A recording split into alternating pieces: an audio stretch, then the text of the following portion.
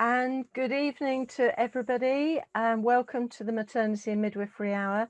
This is, and I have to read it for my notes, this is the 10th edition of the third series of Maternity and Midwifery Hour, and it's nearly our anniversary of doing this hour for midwives, student midwives, people who want to become student midwives, mums. I know we've got some medics with us, and welcome to all of you. You're all very welcome. My name's Sue Macdonald, and I have the honour of being the curator for these hours, as well as the Maternity and Midwifery Hour festival. Sorry, I'm getting confused now. Some of you will know these hours were designed really around the COVID pandemic to provide some continuing professional development for midwives, for student midwives, in little chunks, because it was becoming obvious we couldn't have face-to-face events, we couldn't have face-to-face conferences, and we needed something to keep going.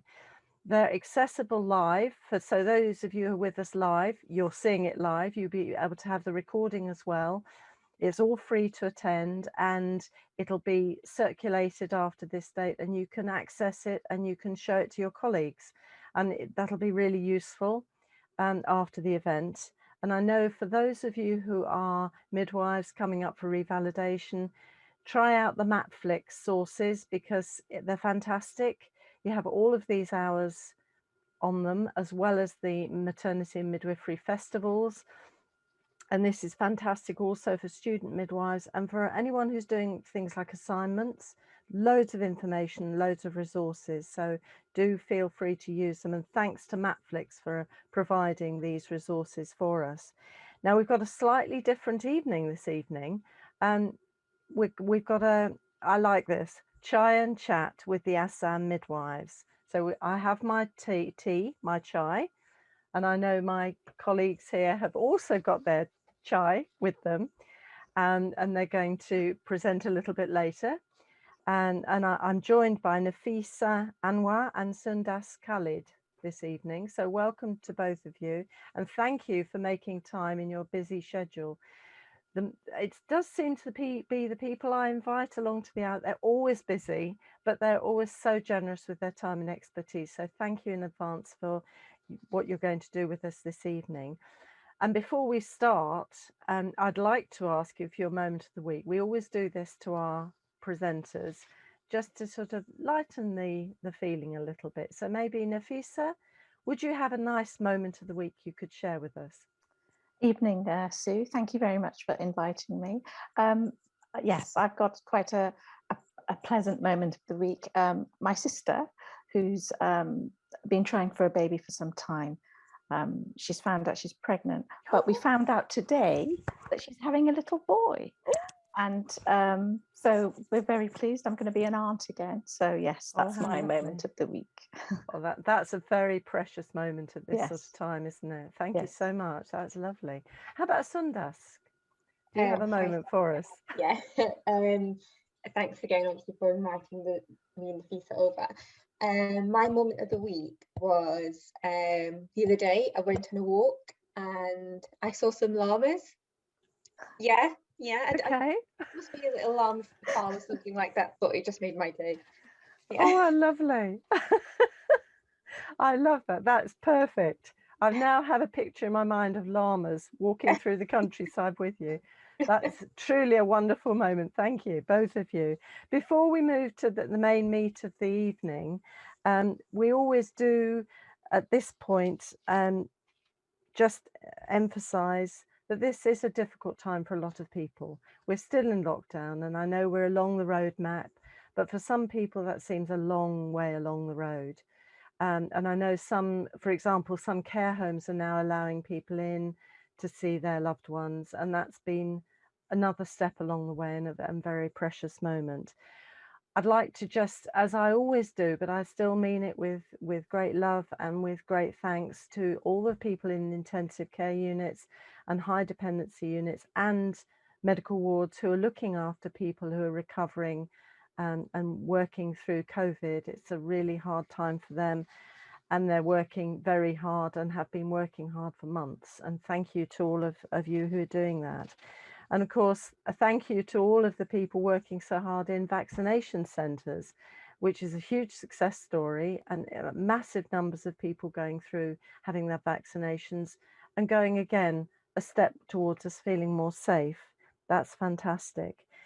Thank you again to our maternity services. We always say you can't stop having babies. You have to carry on the services. We have to carry on making sure that women and their babies and families feel safe and are looked after. And that takes a lot of work too, because people are having to cope with PPE and having to cope with different ways of working and are doing, I have to say, with the feedback we get on some of the things that go on, are absolutely fantastic. Midwives are super creative and doing the most fantastic job. So well done to all of you and the student midwives alongside them. And again, a big thank you to key workers who are keeping everything going and keeping everything going smoothly. So thank you to all of you. I'm moving on to the news now, and I'm not going to go, these are just little snippets because we never have a huge amount of time. The big news has been the interview of Meghan and Harry with Oprah. And that, I think, has thrown up quite a few challenges for us. And it's not just the royals that have the challenges. This is a society thing. And also, it's quite interesting with the media balance of things. So we need to be critical. We need to be a bit reflective about what's happening. Monday was International Women's Day, a great celebration of women. And it made me realise how lucky we are in the UK for our women. Because in some parts of the world, women have a huge struggle just to survive. So it was a celebration on several levels. Okay, vaccinations well underway. We're hitting, I think, I didn't get the figures today, but we must be hitting nearly 23 million vaccinations so far, which is fantastic. And today's No Smoking Day. It's Endometriosis Awareness Week and Marie Curie Daffodil Month. So we have the day, the week, and the month today. Now, the other news I think that's probably on people's minds is the 1% pay rise being proposed for health workers. Remembering it's suggested by the government, and we're waiting on the pay review body to come up with what their view is. And it may be quite useful, certainly in the UK, this is UK based, for midwives to write to their MP. Use your voice, become political. Little message there. I wanted to share a tweet of the day. I did this last week, and I found a wonderful poem by Victoria Oluwole called "I'm Not Angry, I'm Black." And I thought it was a really powerful poem. If you're a tweeter, you'll find it fairly easily.